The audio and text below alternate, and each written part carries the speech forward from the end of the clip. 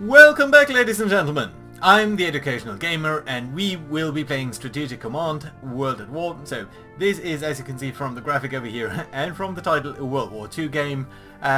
It's a grand strategy game. You can see it's scaled at a global level, so let's jump right into this.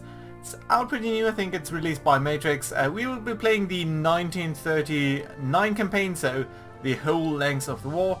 You could also take some of the other steps over here, but I do think that this is the more interesting one. Oh, but with more time restricted victory condition. No, we will be playing the normal 1939 game. You can see the victory conditions over here are to pretty much win the entire game and occupy pretty much all of the Allied or Axis headquarters. So let's play this campaign and let's have a look at the interface very soon. So I want to be playing as the Allies over here. So we could play as the Axis, of course, but I do think it's a little bit more interesting to play as the Allies. That will put us on the defensive first, so we'll not be having, we'll not be scoping the game, but I do think it's a little bit more interesting to maybe be a little bit more reactive, maybe be a little bit more playing for the long term, see how things fold out, especially as the AI will be playing the Axis, and that will be that. We will be playing with the NATO counters and all of that, so that should be fine. I'll leave the difficulty as is, so this is my first game really, so we'll keep it on normal over here, so that I hope is going to be interesting. So you can pick a lot of different things. You could play with 3D things. I do like my NATO counters though, so that might be a little bit unusual for some of you, so I'll try to explain what each of these counters means. This circle, for example, is, or oval shape, is a tank, and an X cross-out unit is sort of an infantry division. So we'll keep all of this on and go ahead over here.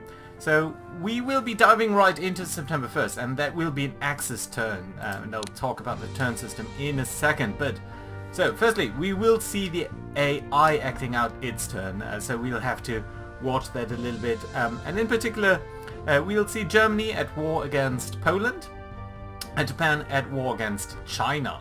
So these are the two theaters that we'll see immediately active over here. So I'm slightly annoyed by the sound level because it's very hard to tweak that, but you can see this is the start of the game. So over here we have Poland, this greenish area, and then we have Germany in the middle, a bit of France, a bit of the Low Countries, Netherlands and Brussels over here. That is part of a larger map. We can zoom out in a second, but first we'll have to see how the Axis term develops. So, as I said, these are infantry units, these are tank units. You can see a lot of movement over here, so this is Japan and China. Lots of noises. I really dislike this sound level, but I'll have to see how that works out. So, I'll talk a little bit about the interface in a second. You can see these infantry type units. These are pretty much divisions or corps or armies. And the number of X's above that is what is the size of that unit. These are air forces that are bombing us right now, a little bit in Japan and in Poland. Strong attack over there by Japan. Japan keeps on pounding this unit down here. Things are developing quickly in Poland. Yeah, we are losing some units. You can see basically the number below this is the strength, so how much compared to... It's really not going good. But it's not supposed to be going good. So there we go. Axis encircling us, Germany pushing strongly into Poland, diminishing our border units, and even occupying some of the strongest forts. This is of course some of the historic blunders that Poland made in the early stages of the game. Yeah, this leaves us hanging really badly. Over here, Japan attacking in southern China. Pushing further there. Oh my, this is not going good. But we'll, I'll keep on talking a little bit about the interface, I guess, in the meantime. There's a headquarter unit, more headquarters, lots of noises. But very soon, I think we'll be fine over here, and it will be turning the game over towards us. There you go, Australia declares war. I'm guessing, yeah, South Africa declares war. The UK should be, yeah, declaring war on Germany, and France declares war on Germany, so that is all good and dandy. Of course, historically, the Allies did declare war on Germany a little bit later than December, than the 1st of September, the date when Germany invaded Poland. Right, so here we go. This is the summary of our losses. You can see quite a couple of Polish units destroyed. World War II has begun. Lots of war declarations, and that's it. Here we go with the first decision. So for the UK, we are asked whether we want to send out the British Expeditionary Forces to be transported across the Channel and deployed in France. If we do not do that, French national morale will fall dramatically, and the USA will move away from the Allies, and of course that is not something that we want to do, so we will be sending out the British Expeditionary Forces. Likewise, the Soviet Union historically, of course, invaded part of eastern Poland, and we will be doing that as well over here, just to follow the historical path a little bit. Right, and now it's our turn, and we can actually talk a little bit about what these things mean. So, we do have a war raging across the entire globe, as you can see over here, with the two centers that we are focused on, Germany and Japan, at least early on. Italy is not yet part of the war, but they might soon be in the future. So let's keep an eye on Poland over here. You can see we have a different couple of units, and there are infantry armies. The Modlin army from Poland, it has a strength of 5 out of 10, so it's not really that as strong as we would hope it might be. But it's an infantry corps, so it has 4 crosses, army. An infantry army, it has 4 crosses over here, that makes it an army. This one is a corps, it has only 3 crosses over here, and that makes it a little bit less strong. We can see at the properties over here, so there are a lot of values underlying that. Basically a corps is slightly less capable than an army, and especially at defending, I guess. Can we have a look at that? So on the army. Yeah, you're actually twice as good as defending against some other units. Some of these things might be familiar to you if you are used to these types of games. So we can see that the unit has attack values against soft, hard targets, against artillery, against rockets, against ground units and fighter units and all that.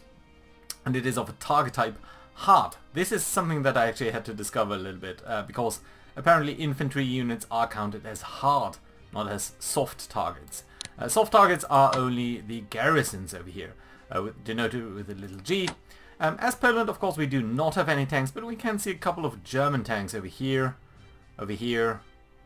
and that'd be that. We do have 1 mechanized corps, and that is that circle with an infantry thing, so these are not strictly tanks, these are more like mechanized units, half-tracks, that kind of thing. And this 1 cross down here is a cavalry division.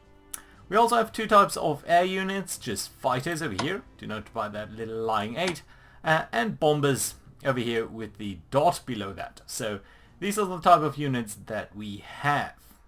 Over here in France, you can see on the other side of Germany, we do have a strong garrison at the border. You can also see some of the forts and defenses that are present over here. But yeah, other than that, it's pretty much only infantry divisions, infantry armies and infantry corps that are guarding this border over here, backed up by some fighters, I guess. Over here in the UK, we don't have altogether too much. A couple of different air units, and of course a couple of naval units. We have battleships, denoted by the BB. We have battle cruisers, which are slightly smaller versions, I would say, of the battleship. We have heavy cruisers, we have destroyers, these types of units. Of course, we do have some aircraft carriers as well. Now, we'll talk a little bit about what each of these units mean as we go. But first of all, we might want to take a strategic look. So over here in Poland, we'll definitely not be able to win that war. We've been taking such an hammering, and at this point in the war, it's mid-September, there's no chance whatsoever that we are going to take that. So what I'm going to do is move up our units in Poland, and then just so we can see how the game works a little bit, and then we'll go into the more strategic overview and think about what we want to do long term. So, for Poland, the actually most important step is to keep Warsaw. You can see the historical border wars around Stettin over here, coming down to this sort of area, and the Germans have pushed up very strongly in Danzig over here, and come out from Eastern Prussia. So that is unfortunately a no-go. We are left to defend Warsaw. Most of our army has been defeated over here. Unfortunately, we lost that fort position because this infantry army was really not well positioned, so that is really a shame. There are some things that we could do. So you can see this green area is where we can move. We can move it a little bit further along down here because this is blocked by enemy zone of control basically, and you can see we could attack over here with this infantry army, this infantry corps. We wouldn't do too well. We'd probably lose one unit or one strength, whereas they wouldn't, and that is basically because they are on the other side of a river. They are in a fortified position, and they are much stronger in terms of of the percentage of armies that they actually have already. In Warsaw we have some garrison type units. I am debating on whether we should remove that and swap it out against maybe this infantry army over here, and that might not be such a bad idea. On the other hand, here's something that we could do that might not be too bad for us. So, since with Poland we have basically two objectives. We want to hold out as long as we can so that the Germans do take their sweet time with this. But we also want to make sure that the Germans are losing as much as possible. We could attack over here. That is a favorable trait. We'd lose one strength kick versus their two. On the other hand, attacking this tank over here wouldn't do too much for us. So the other alternative, of course, is that we might want to withdraw a little bit. We would lose some of the entrenchment that we have, but honestly I don't think that's too bad. I think just reducing the front line over here might be a sufficiently good target. We could of course also reinforce this unit. We do have some power, 25 power over here. That might be one thing. We could do something over here, and that I'd be very interested in. We do have also this mechanized corps, which is right now a little bit surrounded. We could launch certain attacks over here, but they wouldn't get us too far, I'm afraid. So what I actually think is we could try to make a dash down here to Bratislava, the Slovakian capital. And that's something that we do want to do over here. I guess that means that Slovakia will surrender very soon. And it will probably derail the AI a little bit, and that should be fine. Again, there's no point really in attacking over here, so what I can do is I guess I want to withdraw to Lvov over here. It's going to be slightly easier to defend that against any incursion by these guys over here, and that might be worthwhile. Over here I'm debating on what we could do. So firstly, I think I want to reinforce this army over here. Let's reinforce it to the maximum possible, which is not much.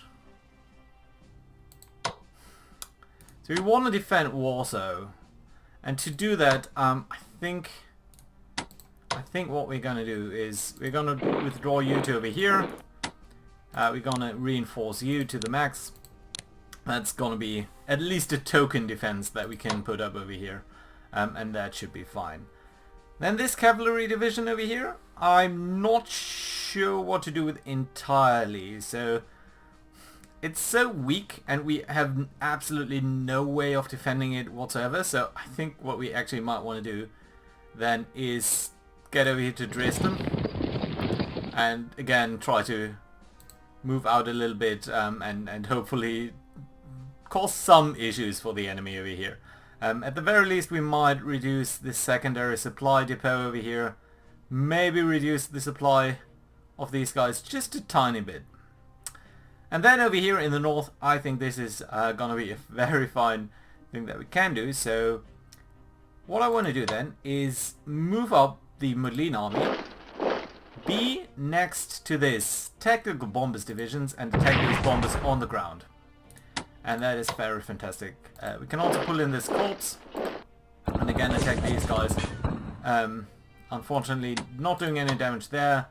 We can then withdraw this army. Do we want to withdraw you guys? There's this lake. Here's a river. Max entrenchment 2. You can entrench over here. So it might actually be better to withdraw you. Could also move you up over here. You know what? We are going to leave these guys over there. And that should be fine. We have these fighters. And these bombers.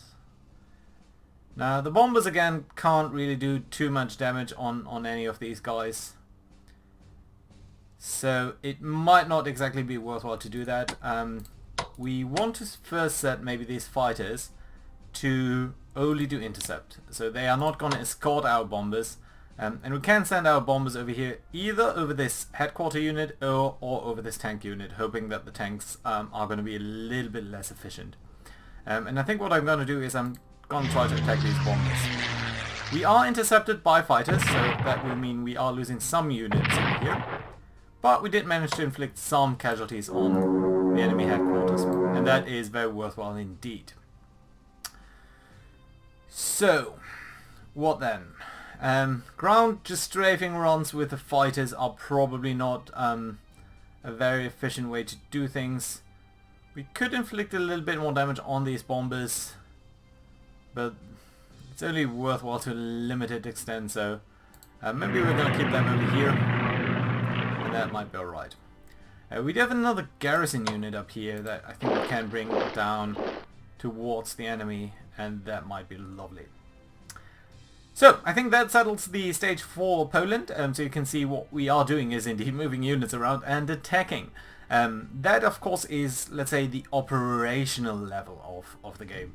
Then we do have the more strategic aspects of the game. So looking at the map, you can see that there are a couple of convoy routes floating about.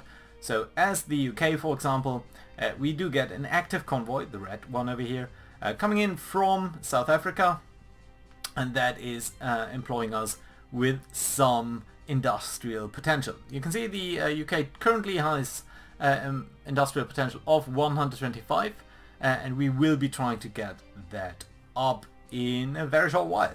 So what we can do with our points, with our industrial points, is we can reinforce some units, as you saw we did with these Polish units over here. We can bring in some new units to the game, and we can conduct some research and diplomacy. So let's have a look at the research option as the UK. We are currently actively researching these 8 items over here, the green ones: infantry, weapons, advanced tanks, heavy bombers, long-range aircraft, artillery, weapons, spying and intel, logistics, and production technology. We could invest in further items by spending 175 points.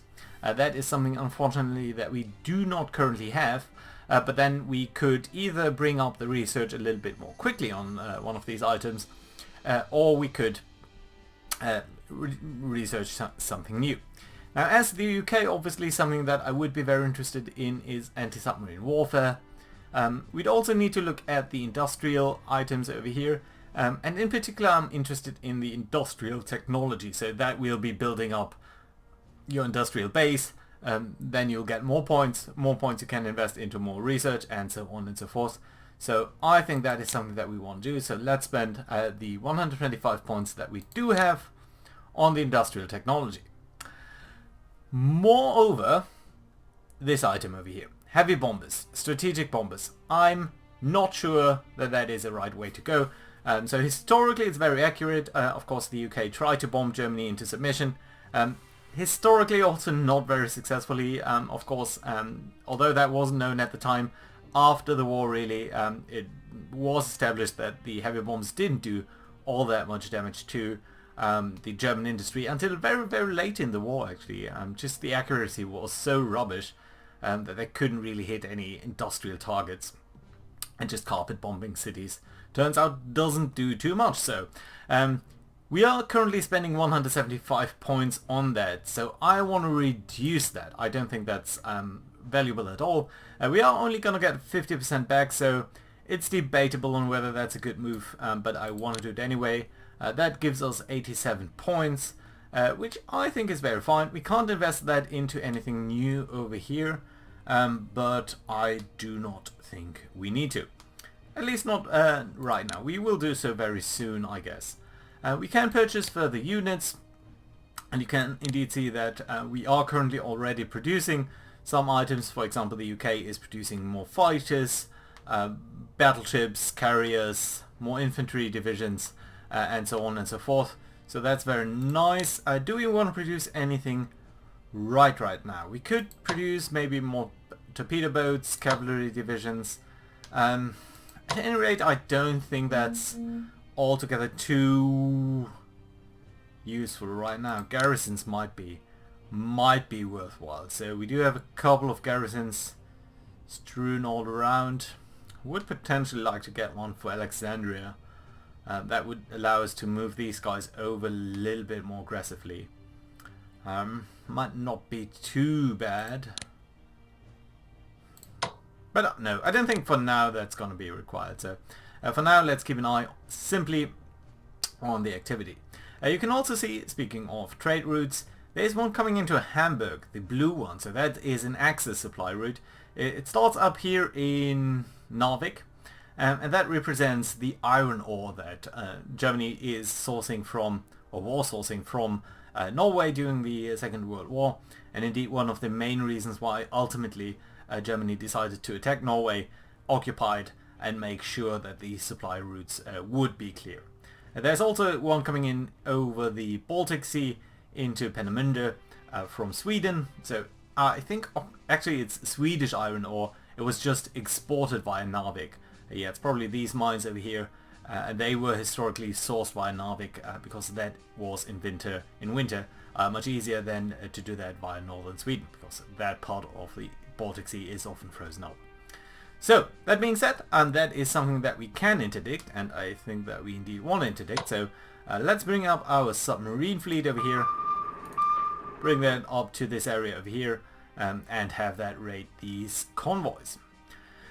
Now, of course, I'm going to use some historical knowledge over here. That's not going to be too drastical, different, but I'm going to take these heavy cruisers and bring them up down towards the southern Atlantic Ocean over here, because as we know, there were some historical raiders active. So you can use your units like such and move it up to 16 places over here with these heavy cruisers.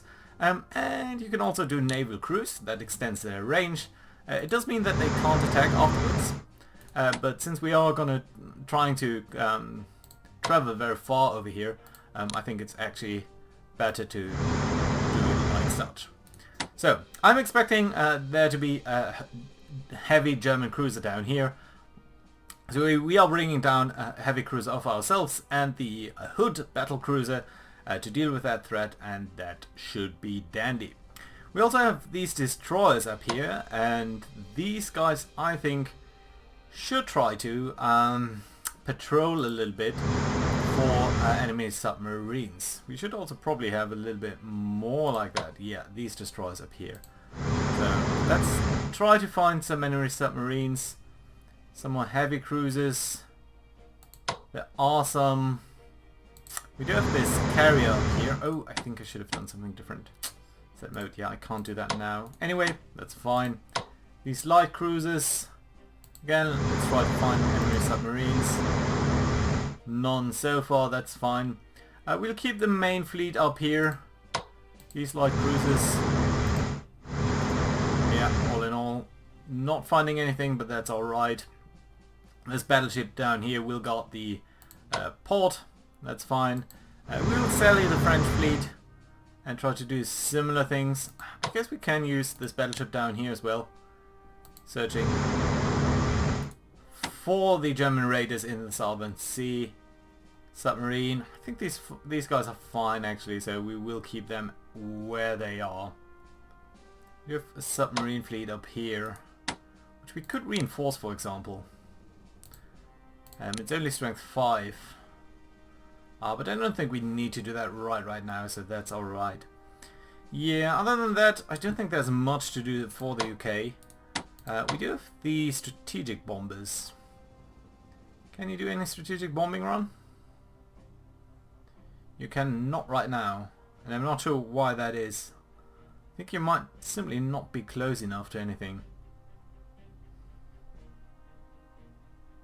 Right, let's bring you up over here. So yeah, nothing of that we can bomb. Bring you up over here.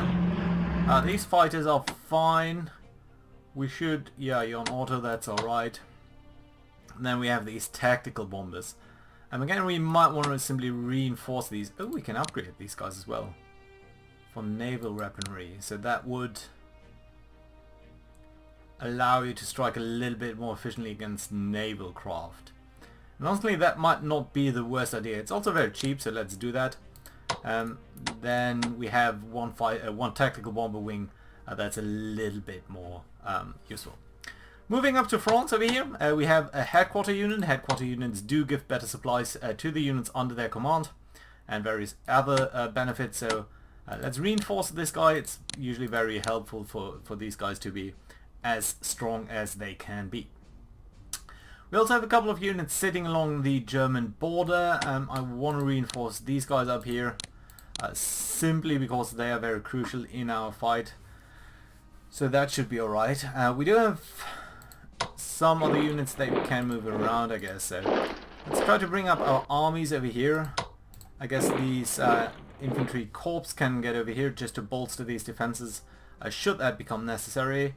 Paris defenders I do not want to move, but this corps could be up over here, and then we'll send the British over here towards that border, and that might be good enough for us. Down here, these guys I do not want to move right now, because I think it's more important to get these guys and guard against the Italians. We might send up one of these guys over here towards France, but I'm not sure we need to do that right now. So I think that settles it mostly for the units in the west. The next thing, of course, is to look at China. Can we scroll over there? No, we cannot. Okay, let's do that like such. And to be honest, I think looking at the time, it would be good to do that next time. So yeah, let's see how it turns out. Let's see whether we can stem the Nazi tide.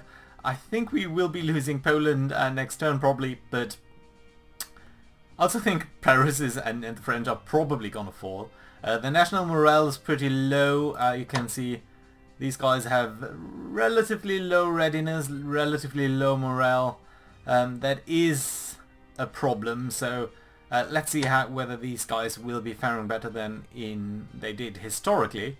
You can see Germany crushing Poland already, and we'll be very interested to see how the war turns out in Asia, basically, because historically this was a very grindy, very sluggy, very difficult campaign for the Japanese. So yeah, let's see how that turns out.